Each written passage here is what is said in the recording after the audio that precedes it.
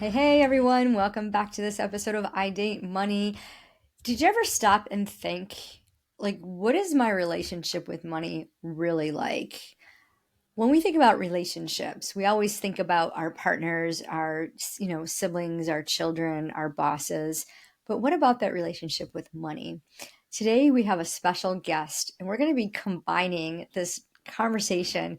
Y'all hear that sex and money is the biggest thing. Well, today we have a somatic sexologist, kinesiologist, and relationship coach supporting individuals and couples to feel safe in their bodies, rebuild trust, and reconnect with intimacy, desire, and authentic self expression at their own pace. So, this is Sam Ebblewhite's expertise. So, go ahead and grab something cool to drink, lock yourself in a room, distract yourself, from all distractions, isolate yourself from all distractions, and come join us for the next 30 minutes or so as we dive in to sex, money, and relationships and all things in between. Welcome, Sam. I'm so thrilled and honored that you are here.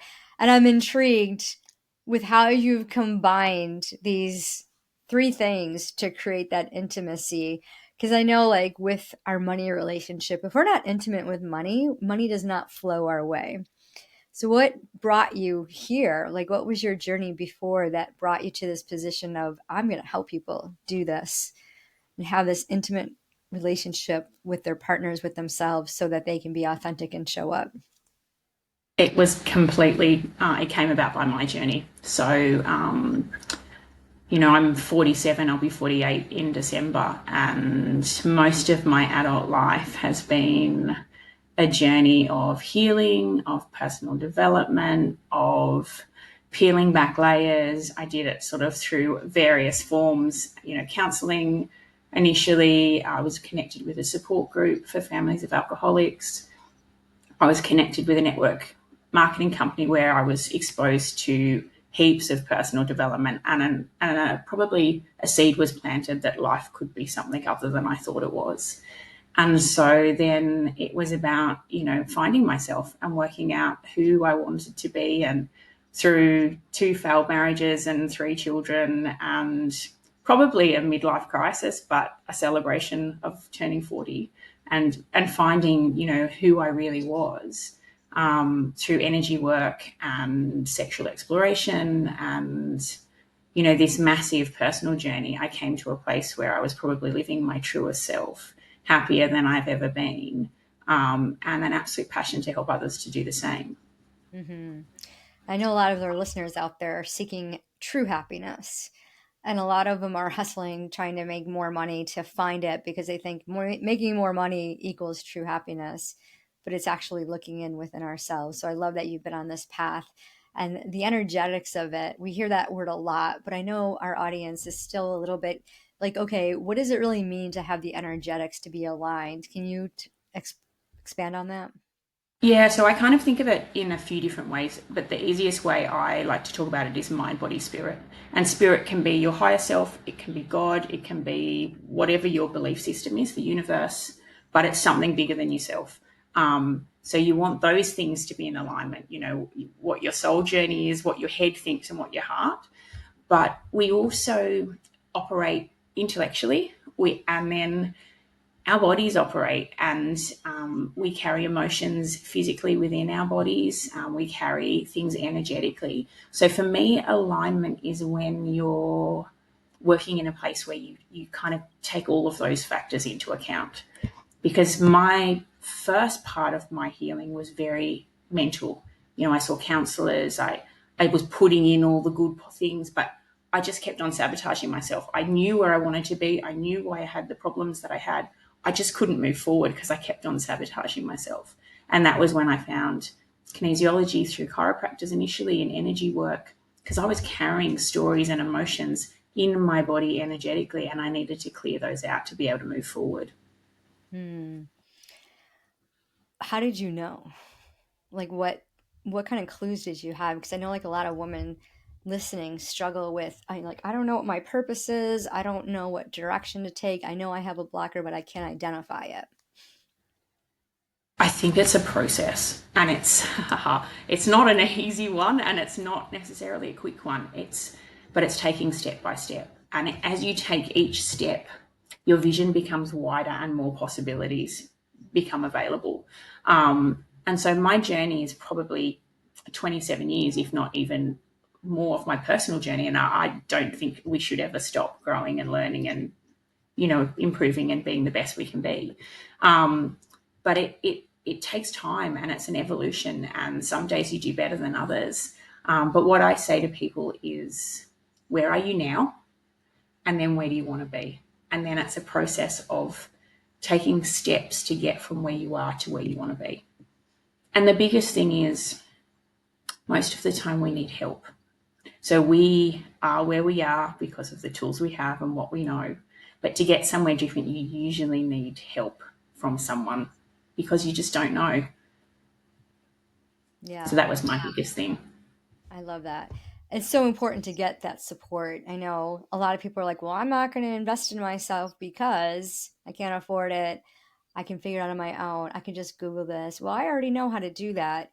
But even like I'm a certified aromatherapy practitioner, and I can't do aromatherapy on myself to get the shifts. I can do it, but I'm not going to get the shifts. I'm not going to go deeper because I know how to protect myself. So I'm not going to ask myself those hard questions to get to the different layers. And when we think about our relationships, how do they play a role in how we show up for ourselves and in our relationship with our money and others? It's really interesting because I'm on this bit of an evolution with my business where, because what I offer is very broad, I've tailored it down to 4 pillars. It's relationship with self, male sexual wellness, female sexual wellness, and couples relationships. And I'm launching a program in January, and I've decided, because everything comes back to relationship with self, that that's where I'm starting, because it does. And that was my journey. So I realized when I was younger, I had very poor self worth, lots of body image issues. I don't think we realize sometimes how much it impacts every area of our life. So it impacted the people I attracted, it impacted the jobs I chose and the careers I didn't pursue or did pursue. It impacted my wages, it impacted how I spent my money. Everything comes from our relationship with self, and including our relationship with money. Hmm. And having that relationship with yourself. I know for a long time I hid from myself and I just like didn't want to connect with myself, especially my younger self, because I was so unforgiving towards her. She made so many mistakes that I felt were unforgivable. So, what would you say to somebody that is just really stuck? They feel like they're invisible. They, are trying to get their business launched and everything they do isn't working. It's like, the old saying in America is throwing spaghetti at the wall and it won't stick. Yeah. Um, I think the biggest thing is to know you're not alone. I'm grateful I'm connected to a business network, a women's business network, and I'm a solo entrepreneur. And when I went into business, I reached out because I knew I couldn't do it by myself. But I actually had no idea the impact these ladies would have on me. There's no doubt in my mind that I wouldn't be in business if it wasn't for this support network.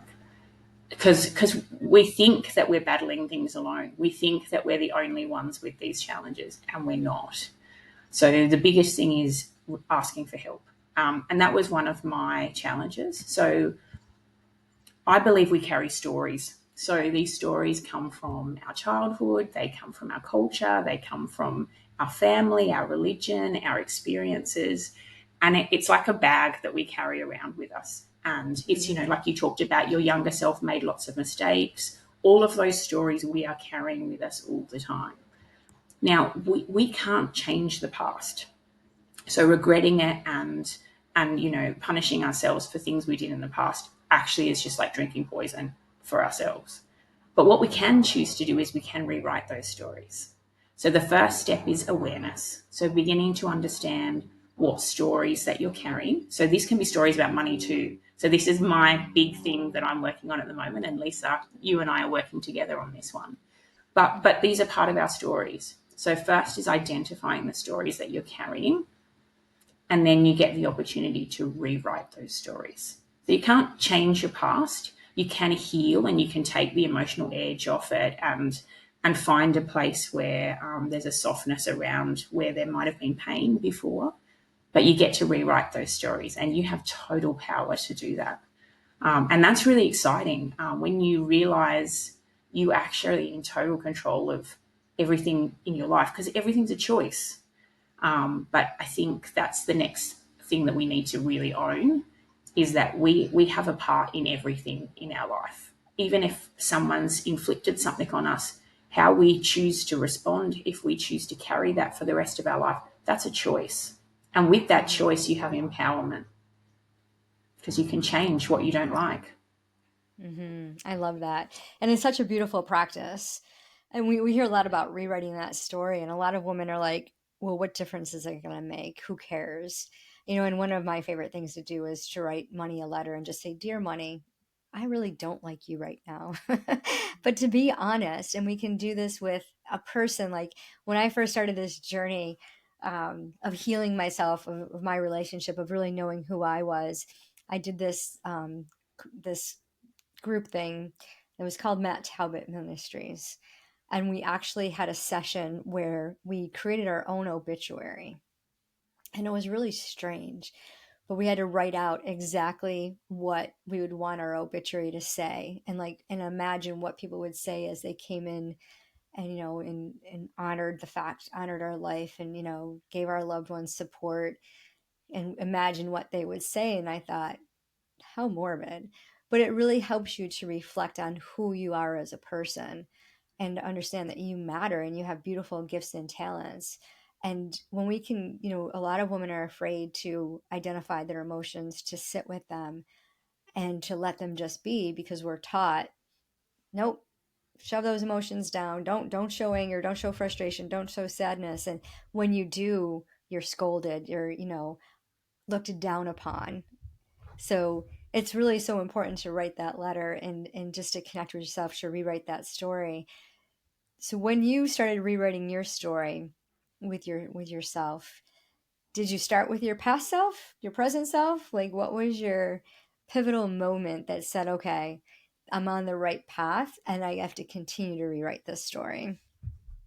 So that's a really good question. It was such a process of little steps. So it kind of began when I started counselling as a young adult, because I was very depressed. And then I found a support group for families of alcoholics, and that sort of started another process, because one of the things I learned through that, it was a 12-step program, is that the only one I have any control over is me. So that was a life-changing experience for me.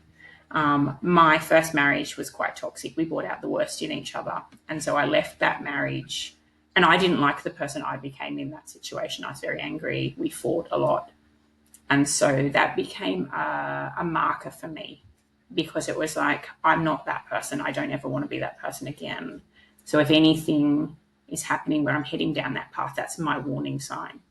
And I began to start to think about what I wanted. It was the first time I'd probably ever thought about what I wanted in a partner, how I wanted to behave, what I wanted my life to be. So that probably was where it started to evolve a little bit more.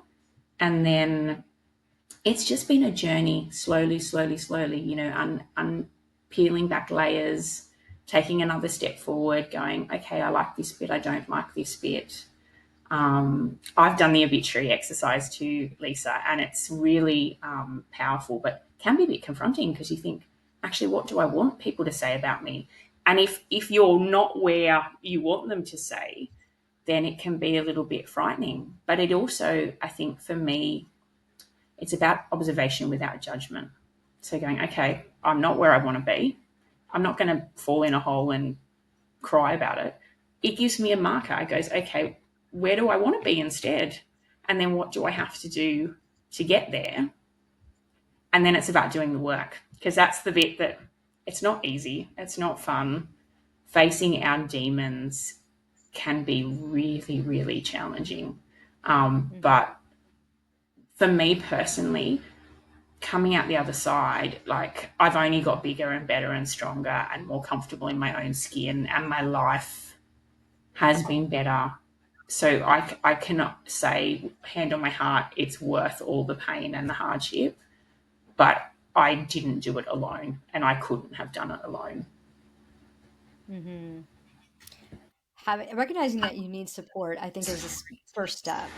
Because I know I was in denial. I know, like, I don't want anyone to know my business. I don't want support. And, especially like I was betrayed a lot when I was younger. And so I always felt like if I confided in someone, then, my dirty laundry would be aired everywhere. And then I would feel even worse because everyone would know how rotten I am inside. And so there was this process that I had to go through to help me realize it's like, because I was 18 single mom. And so, like, back in the early 90s, that was not a good image, right? Like, No, especially I'm not especially sure it even is now. well, it seems It's to be still, more people common still now and judge. more acceptable. But I mean, I came from an Italian Catholic family and it was like unheard of. Like, you don't do that. So I shamed the family. And then, I was working hard. I was working full time and had a part-time job. And I was an entrepreneur and selling Avon door to door. But I had to file bankruptcy at 22. So I was a bankruptcy paralegal at the time, and I felt so insignificant and so like trash, like just worthless. And I carried that. Like, I would tell myself every day, like, you are so stupid. You just don't know how to manage money. Like, who are you to help people in your job with, because my job as a bankruptcy paralegal was to help them create budgets after they filed for bankruptcy so they wouldn't be in that position again. And so here I am, counseling people and, okay, here's your budget plan. This is what you want to do. This is where you want your money to go and all the things. And I would feel so unfulfilled at the end of the day. I'd be like, why can't I do that? Why can't I do that for myself? And I was doing it for myself, but I didn't recognize it. Like, I think we're our worst critic. Like, I would look in the mirror and just badger myself, beat myself up. And I carried that for years.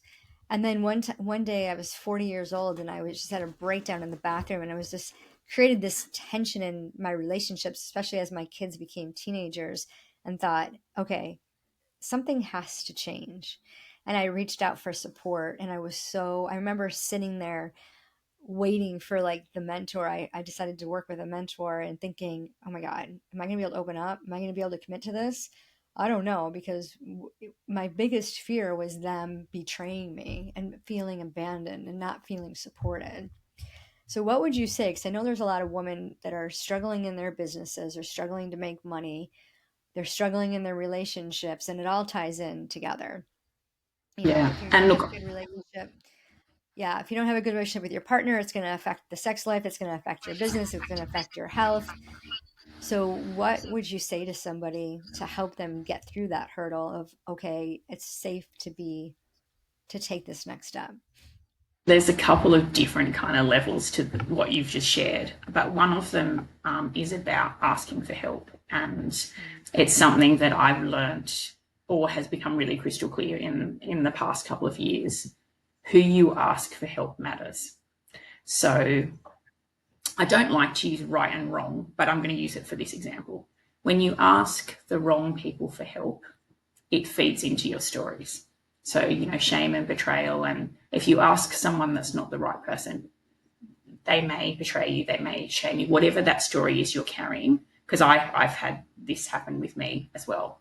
But when you ask the right people, they help you rewrite those stories and they take you in the direction of where you want to go. So thinking about who you reach out to, do they have what you want? Do they have the tools to support you in that space? Um, are they the people that you should share that information with, or are they people that are just going to keep you small, tell you the same things that you tell yourself? Because that's the other one as well. The stories that we tell ourselves um, are so powerful and damaging. And that's one of the when you're looking at yourself in the mirror, Lisa, that's one of my ones, because that was my point. So I could present to the world that everything was fabulous, but in those quiet places where I was by myself, what I was telling myself was not very nice. And Mhm. so part of my rewriting those stories is challenging those times. So gathering evidence to support where I want to be, because I realized how I saw myself was not how everybody else saw me. So I started to gather evidence. So when I'd say to myself this one thing, but I was like, well, 20 other people have told me something different. I'm getting to that tipping point where maybe I'm the one that's not telling the truth or isn't factual, because all these other people, I don't think 20 other people would lie to me about this one thing. Maybe this is my stuff that I need to deal with. And that's when you can Mhm. start to challenge it and challenge when those, I don't believe the thoughts ever completely go away. I do think they get quieter, and I do think that you have ammunition to challenge them. But if I'm sick or if I'm run down or I've let my cup get empty or I've got extra challenges in life, I notice those patterns coming back. But I've got tools now to challenge it and to fight it and to pick myself up off the floor, because we're not perfect. We Life is a journey and it's not always rosy. But when you've got tools, you can pick yourself up, and when you've got a support team, you have people that you can ask for help. Um, and I think that's the trick, maybe. Mhm. Yeah, and that makes complete sense. And connecting with the right people. I was talking to someone earlier about a coach that they had hired, and they were very disappointed, and they were sharing their opinion with me, and I was like, okay. And they said some choice names about this coach, and I was like, okay, you're obviously not happy with the coach. Why didn't you know that beforehand? So what are some signs that people can look for to know that they're making the right choices, especially when it comes to hiring a coach for their business? Really funny actually, because my business coach was talking about this the other day. I don't know if I can swear on this podcast, but she was saying basically there are people out there that are there, like we all need to make money, but there are people that take advantage of you when you're in a vulnerable state, and their intention is purely to make money. So when you're in a highly emotional state, stop before you make a decision. Take a breath, Mm, get some advice before you invest in a coaching program that promises to solve all of your problems, costs you a fortune. Make sure it is what it is going to be. So if you think about that kind of mind, body, spirit alignment, does this feel right in my head? Does this feel right in my gut? But remember, when we're in a heightened stress state, we go into flight or fight mode. So we cannot think rationally when we're highly stressed.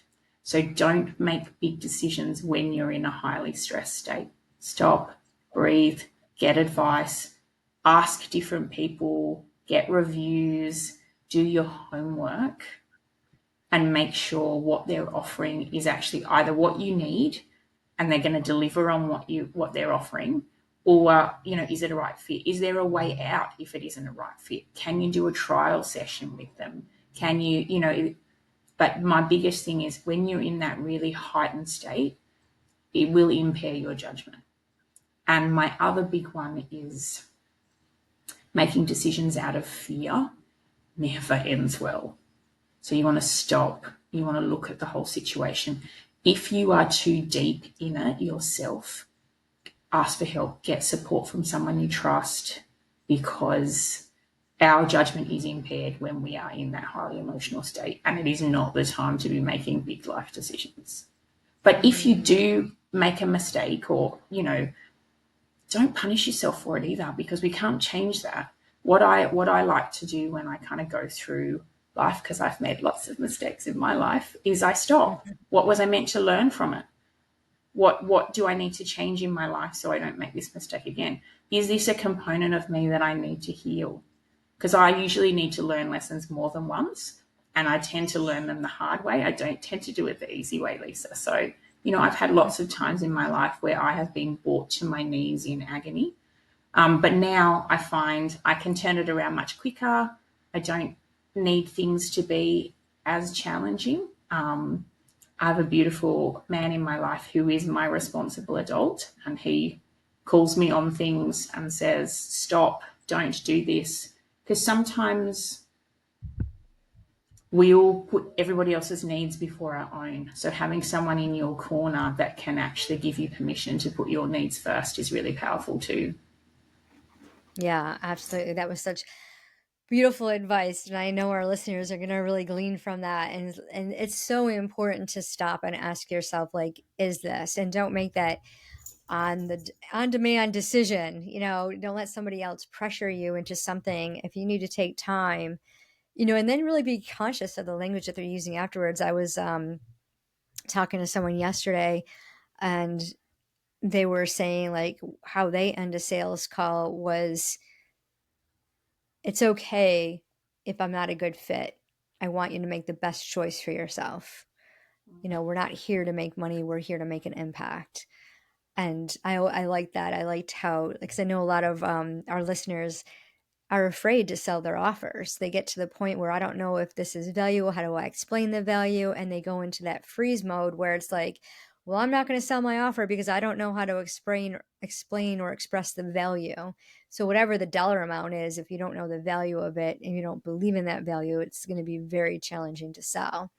And then we think we go after shiny objects. Oh, well, I need support doing this, so I'm going to hire a coach and they're going to, tell me exactly how to make money. No, because if you don't believe in your service or your product, it doesn't matter who you hire, it's never going to sell. You have to believe in what you offer and know that you're gifted with the gifts and talents to be able to deliver the result that your clients want. But knowing what your clients want is so important, because I think a lot of times we just make it about ourselves and then we go into this loop of I'm not good enough, and we have imposter syndrome, and then we start to self-sabotage and we break it down. And when you think about the steps that you shared, they're so powerful because it just asks ourselves to stop and think. And then, okay, how do I feel about this? And yeah, I need a timeout. I need to just think about this and do the research. I always tell my clients, listen, go out and interview two or three people, see how you feel, watch what they're doing, because whatever they're doing, they're going to teach you to do the same thing when it comes to marketing and such. And, even like as a, wealth activator, I have a certain methodology that I teach my clients. This is how you multiply your money. And it's a combination of things that I've learned over the, 30 plus years that I've been in the industry, and not everyone agrees with it. And it's like, well, if you don't agree with it, if you can't do it, then you shouldn't hire me, because you're going to have a really hard time implementing this plan if you don't agree with it. And I I think remember that's working. a really, sorry, I was just going to say that's a really valid point Yeah, as well. Not everybody are our people. Not everybody's meant to work with us, and that's okay right, too. And that's another one where you go, when you're a little bit surer of yourself and comfortable with what you offer and what you want and what you deliver, you're able to know if someone's not a good fit for you. And that serves everybody, because they're not going to get the results that you want, and you are going to have such a struggle. It's going to be a nightmare working with them, and knowing that you're actually allowed to say no to clients that don't fit your work either.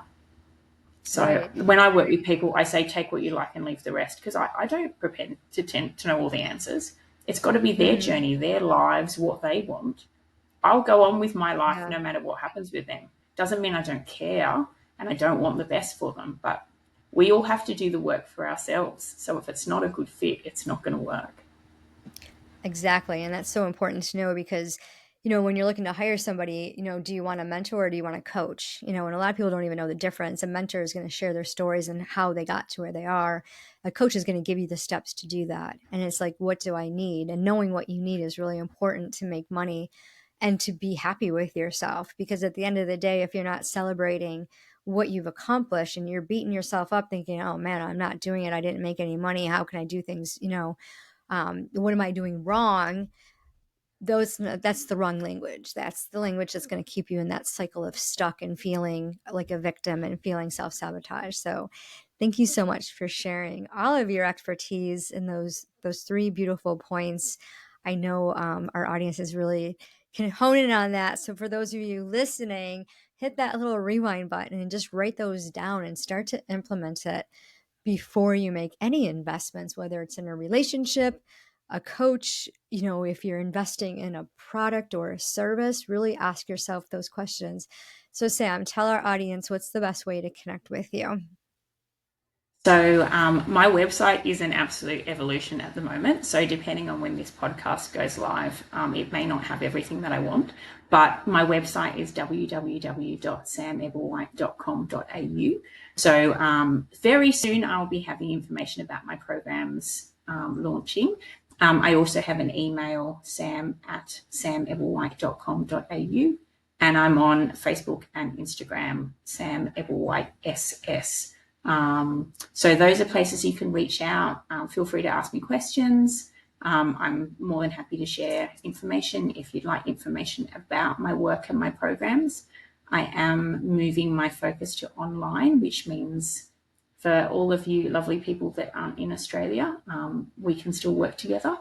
And because I'm so grateful for Lisa, and Lisa and I are working on some bits and pieces on the side around money, but as my way of saying thank you to her and this community, I will be offering a discount on my programs if you mention I date money, sorry, and let me know. I'll sort of set that up because I'm still working on it. But much like myself, I'm a work in progress. My business and my website and my socials are also a work in progress. So please be patient with me, but reach out and we can work something out.